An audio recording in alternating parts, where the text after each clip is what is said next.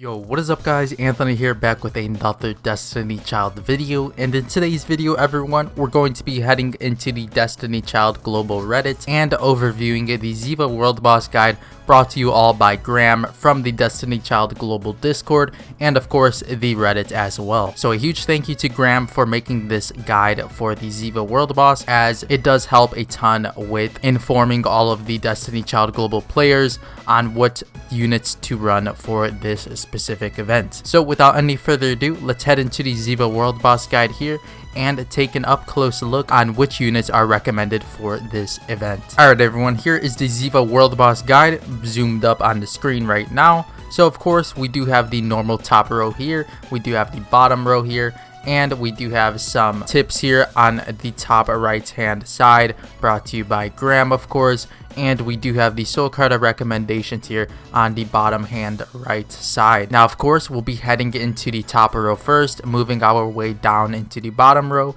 making our way into the Soul Cartas, and of course the tips and drive orders, etc. to end it all off. Now before we do start out, just wanted to remind you guys, of course the unit's priority is at the highest here towards the top, and as we go down towards the bottom of the column, those will be of course the lowest priority units. Now it's not to say any of these units are bad, as they of course are recommended here on the guide, but just to give you guys a broad idea of which units are top tier in certain categories. So to start it out here, we of course do have the barrier column here at the top left hand side.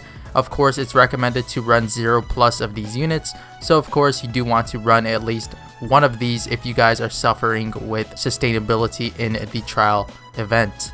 Of course we do have Mars here at the top to lead, followed by Dana. We do have Eshu here and Epona at the bottom. Next up here we do have the regen tab, which of course are your healers. We do have a recommendation of 1+, so yet again depending on your sustainability you'll want to run at least one or more of these units. We do have Mott here at the top, Letta here directly below Mott, we have Pomona next, and of course Neptune here at the bottom. As for the speed column here, we do have a recommendation of 2+. It's recommended to run Senga here, the water type supporter unit, Newbie Mona, Brownie, Light Beam Mona, and of course this be here to end it off. Next up here we do have the crit tab recommendations. We have a recommendation of 1+ units, so of course it's recommended to run at least one of these units. We do have Pantheon here at the top, followed by Melfo, Ganesha, and Snow Princess Miku. Next up here everyone, we do have the damage category. Now it's recommended to run 2 of these units or more.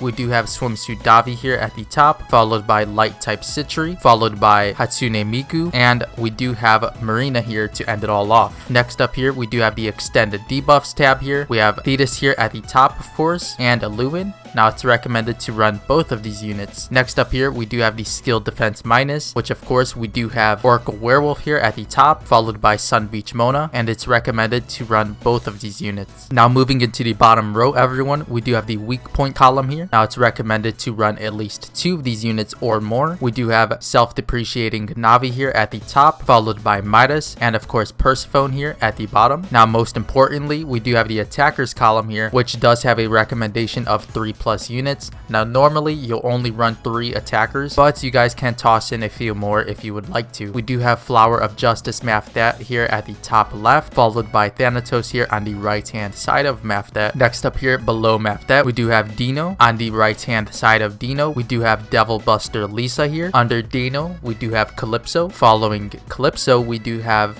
Salome here. Under Calypso we do have Kasumi, followed by Noelle here on the right hand side of Kasumi. Below Kasumi we do have Eve, and below Noelle we do have Danu, the 4-star water type attacker. Next up here we do have the defense minus column. Now it's recommended to run at least one of these units or more. We do have a recommendation of Lady Bathory here at the top, the wood type debuffer, followed by Leifang here, the Dead or Alive collaboration units. After Leifang we do have Frezia here, followed by Jupiter here to end it off. Next up here we do have a column specifically for Billy and of course Guillotine. Now it's recommended to run both of these units, so make sure to toss in Billy and of course Guillotine. Last but not least here we do have the Disrupt column here. Now it's recommended to run at least one of these units. We do have Babel here at the top, followed by Fluttering Citri here at the bottom. Now after going over all of the recommended units, we'll be heading into the Soul Carta recommendations for this event.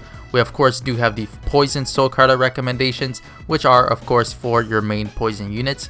We do have the buffet 5-star soul Carta here on the left hand side, and we do have the Today I'm Nice Moa here on the right hand side of it. For the front line, we do have a recommendation of the Forbidden Fruit 5-star soul Carta or any other HP/defense soul Carta. As for your attacker units, we of course do have the new soul Carta that was added with the event, and of course we do have the afternoon nap soul Carta, which is good as well. If you don't have any of these two attacker type soul Cartas, you can just toss on any other attack type soul Carta. Next up here, we do have the recommendation for a unit with regen. Of course, it's the 5-star Power of a Smile soul Carta or any other HP/attack type soul Carta. Moving into the top right hand side of the guide for the tips here, and of course the icons, we do have the upwards arrow here, which does clarify a boost type unit. Of course, as you can see here on Thetis, she is a boost type unit, as well as Guillotine. Next up here, we do have the blue star here,